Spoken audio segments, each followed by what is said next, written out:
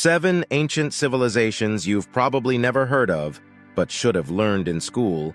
You've heard of ancient Egypt. You've probably studied the Greeks, the Romans, maybe even the Mesopotamians. But those are just the tip of the historical iceberg. The truth is, countless civilizations shaped human history. And yet they're almost never mentioned in classrooms. Their stories were erased, their names forgotten, their achievements buried beneath centuries of silence. And yet they built cities, pioneered technology, developed writing systems, and traded across continents.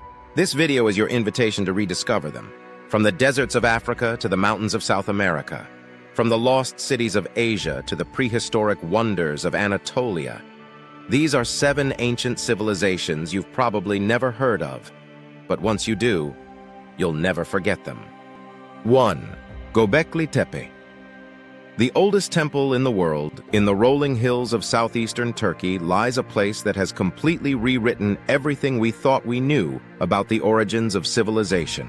It's called Göbekli Tepe, and it's older than the pyramids, older than Stonehenge, older than any known city, monument, or temple on Earth. Before this site was discovered, archaeologists believed that large-scale architecture only appeared after humans had settled into agricultural societies. In other words, farming came first. Then temples, cities, and religion followed. Göbekli Tepe shattered that timeline. Dating back to nearly 12,000 years ago, around 9,600 BCE, this ancient complex was built by people who hadn't even invented pottery yet. These were hunter-gatherers, not farmers. No cities, no writing, no metal tools. And yet, they carved enormous stone pillars weighing up to 20 tons, arranged them in massive circular formations, and decorated them with intricate carvings of animals and abstract symbols. Some of these carvings depict foxes, snakes, boars, vultures, animals that may have had spiritual or symbolic meaning to the builders. What makes this even more mysterious is that there are no signs of permanent living structures nearby. No homes, no cooking areas, no farming tools. That means Göbekli Tepe wasn't a place where people lived. It was a place where they gathered. A sanctuary, a ritual site, possibly the first temple in human history.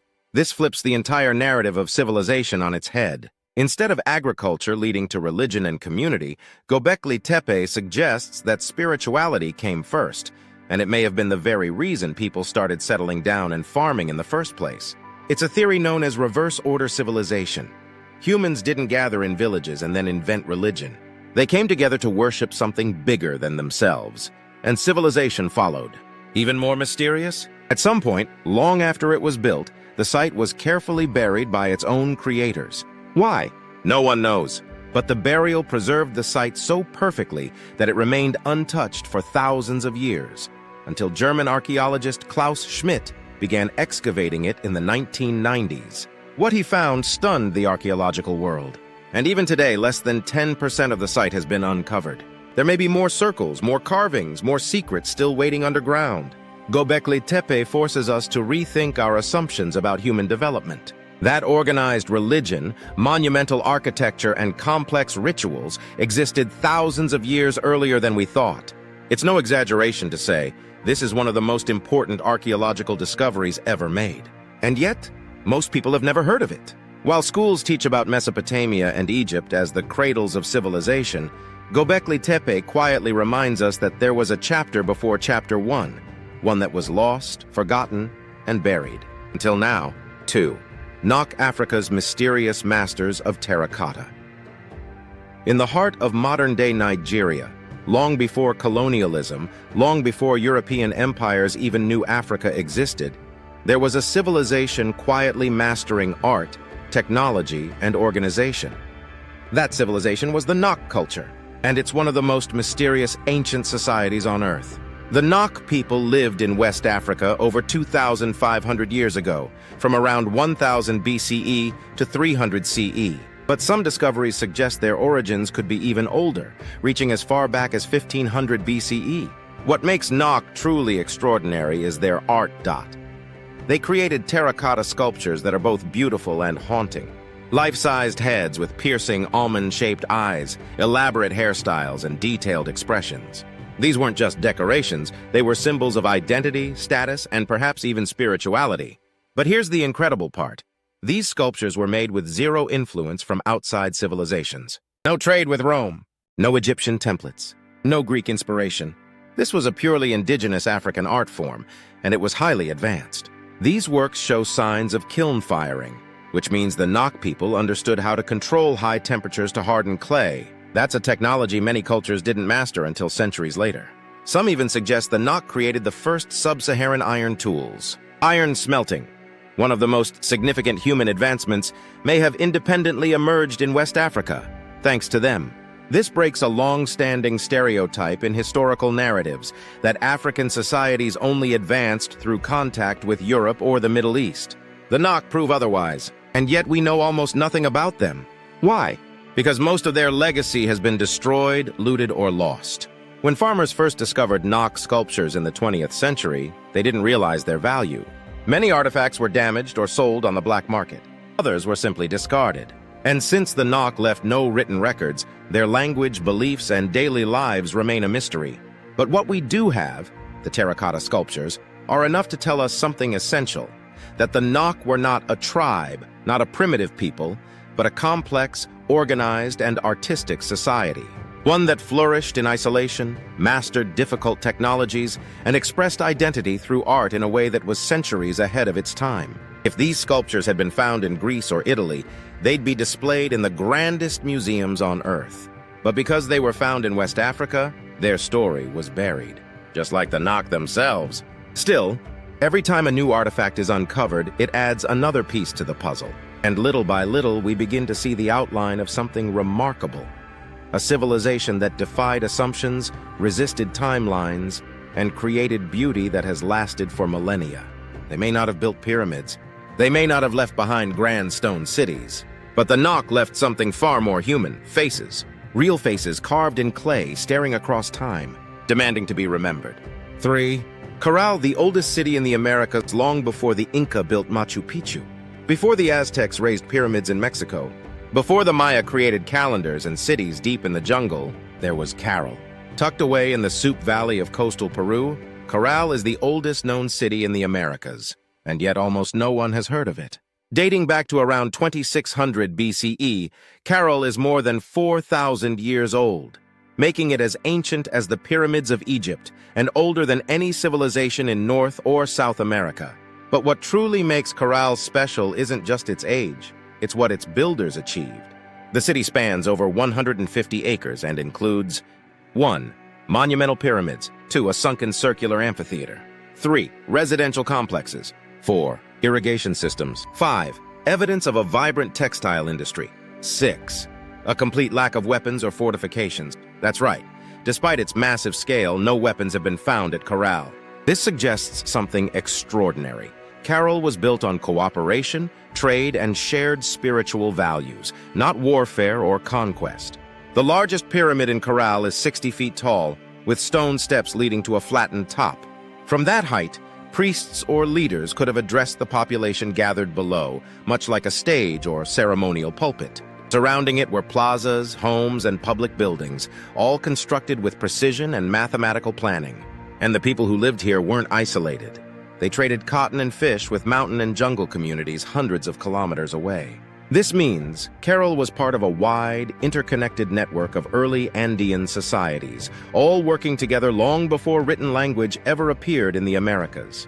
Even more incredible, they may have used a form of quipu, knotted cords used for accounting, that predate the Inca system by thousands of years. So why haven't you heard about Caral?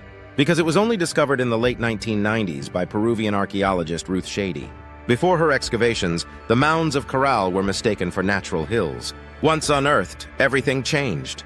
Archaeologists realized that urban civilization in the Americas didn't begin with the Olmec, the Maya, or the Inca.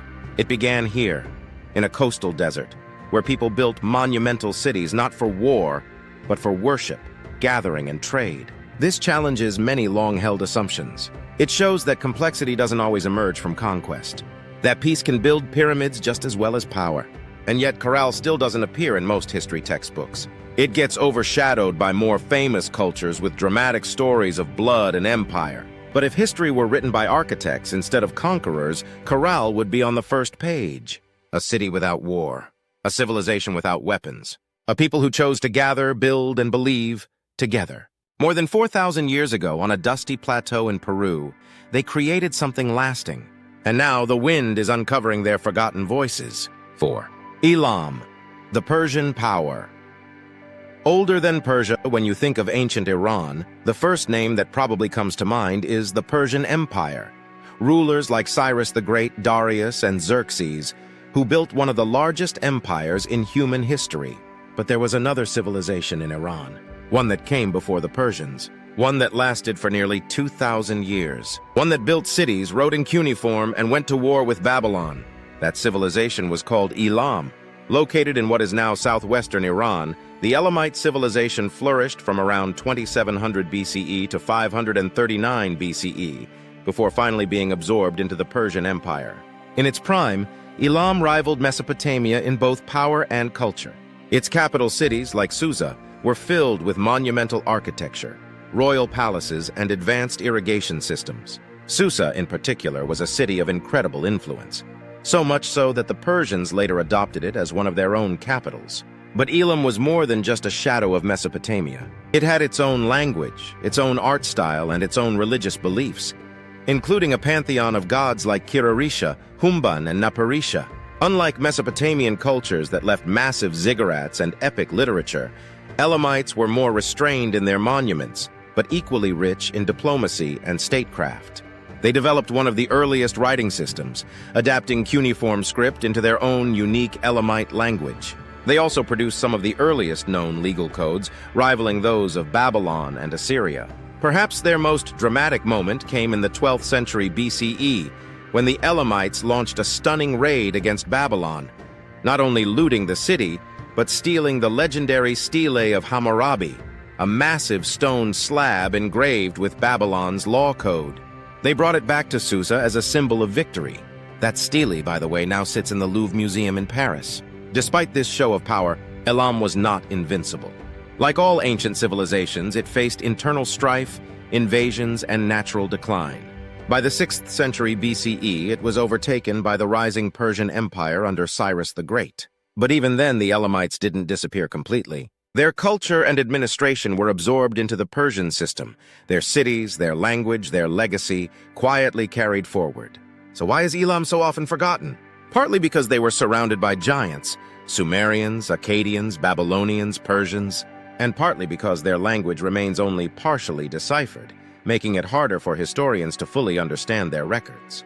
But Elam was no less important. It shows us that Iran's history didn't begin with the Persians.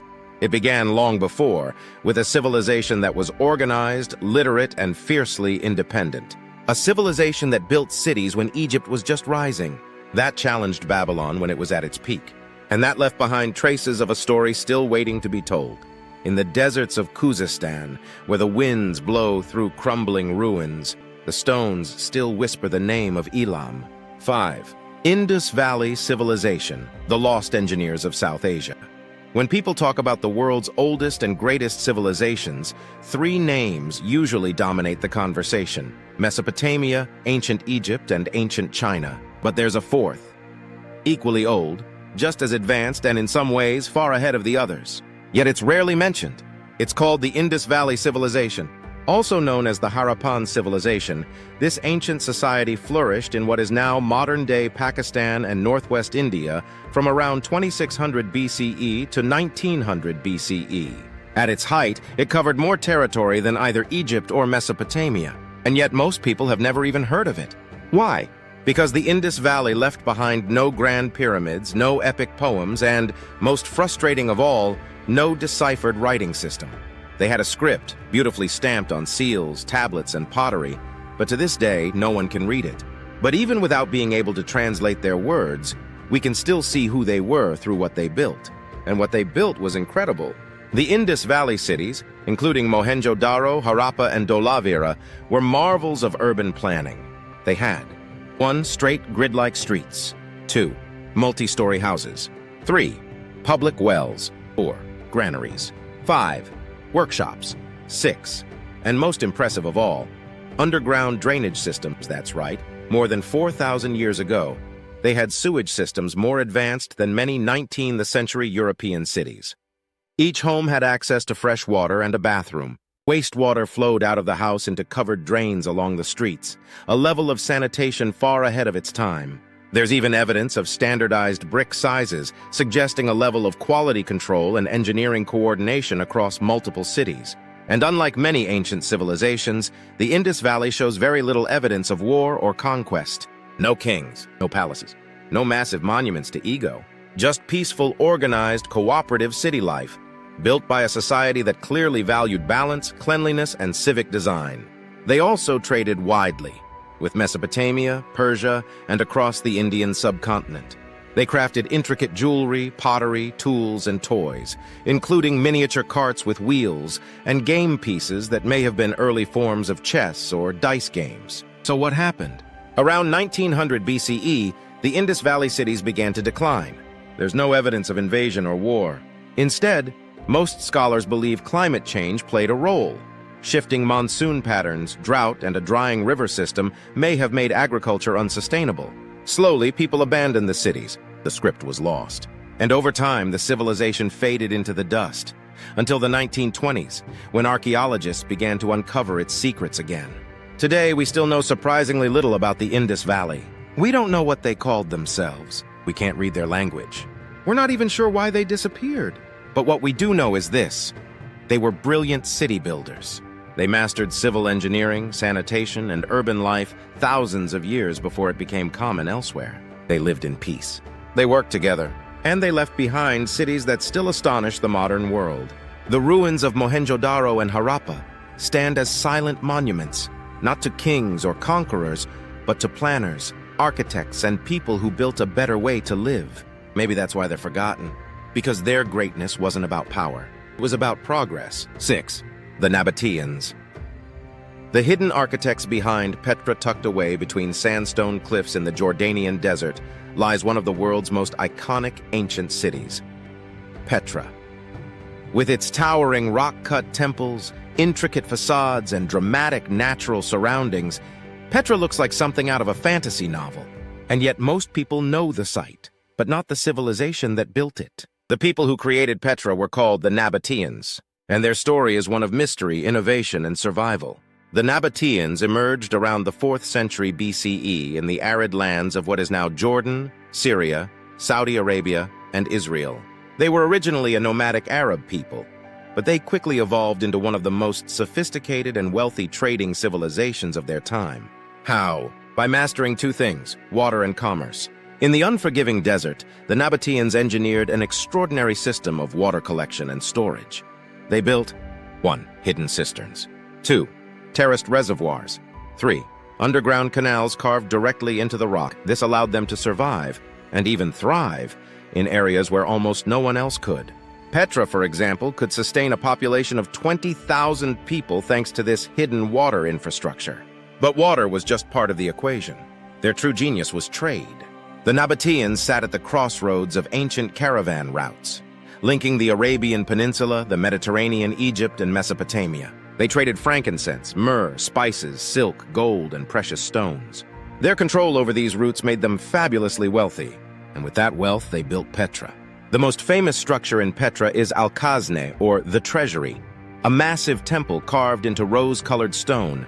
It stands over 120 feet tall, and every detail, columns, statues, pediments, was cut directly from the cliff face with surgical precision. But Petra was more than just a showpiece. It had roads, markets, amphitheaters, temples, tombs, and homes, all either built into or alongside the cliffs. What's even more fascinating is that the Nabataeans blended Greek, Roman, Egyptian, and Mesopotamian architectural styles into something uniquely their own. They were cultural chameleons, absorbing what they needed while keeping their identity intact. So why don't we hear about them in school? Because the Nabataeans didn't leave behind grand empires, conquer distant lands, or write lengthy historical records. They were pragmatists, builders, traders, water engineers. They preferred adaptation over domination. Eventually, around the 1st century CE, they were absorbed into the Roman Empire. Petra declined as trade routes shifted, and earthquakes damaged much of the infrastructure.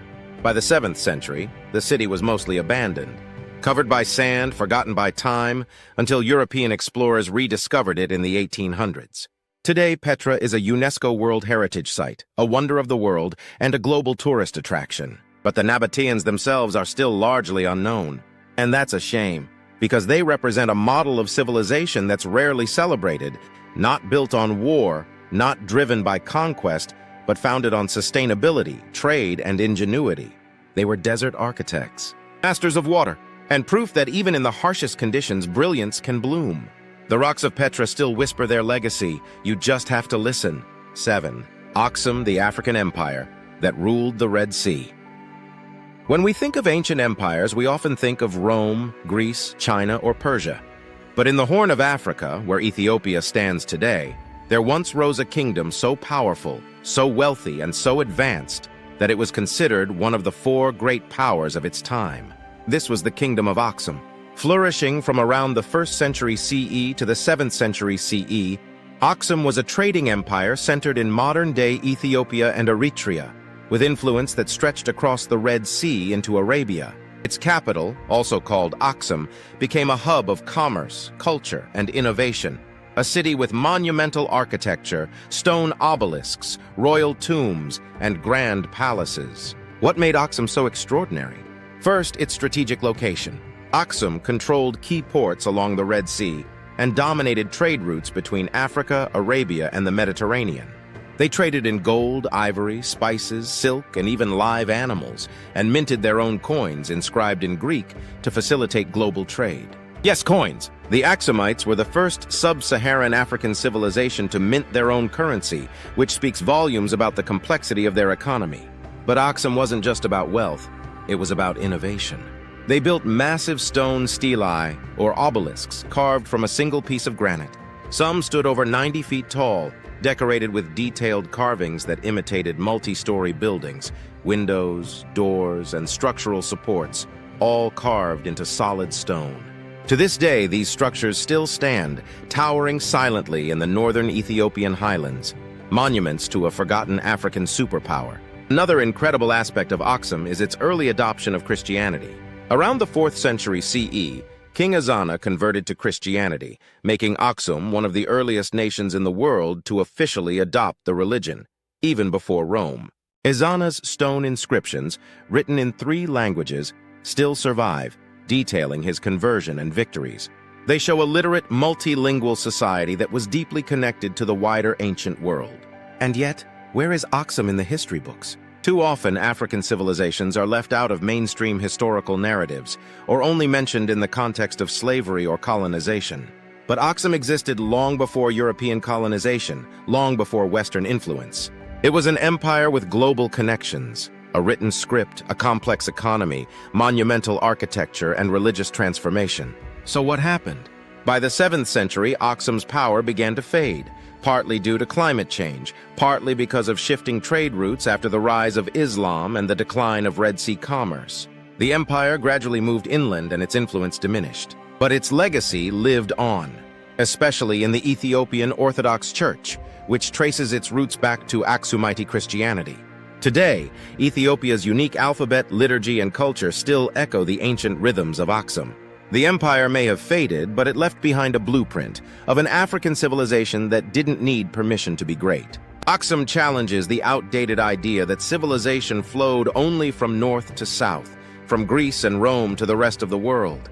In reality, Aksum proves that the South had its own brilliance, its own timelines, and its own greatness. It wasn't a side story. It was a center of power, capital of culture, and a kingdom that ruled the seas. Final, the forgotten map of civilization. Now you know their names: Göbekli Tepe, Caral, Elam, Harappa, Nabataeans, Aksum. 7 civilizations that shaped the world, and yet barely made it into the margins of your school books. Why? Because history, as we learn it, is often written from the perspective of power. But the truth is much richer, much older, and far more diverse than we've been told. These weren't just footnotes, they were foundations. They developed art, architecture, religion, writing, trade, technology, often centuries before the societies we usually credit. And the most incredible part, there are dozens more waiting to be discovered, unearthed, and remembered. So the next time someone tells you that civilization began with the Greeks, or that nothing advanced happened outside Europe or the Middle East, you'll know the truth. There were other stories. Older stories, lost stories. This is Lesson Lost. And these are the pages we're finally turning. Don't forget to subscribe if you want to keep rediscovering the truths history forgot. Which civilization surprised you the most? Let us know in the comments. Because school might be over, but the real lessons are just beginning.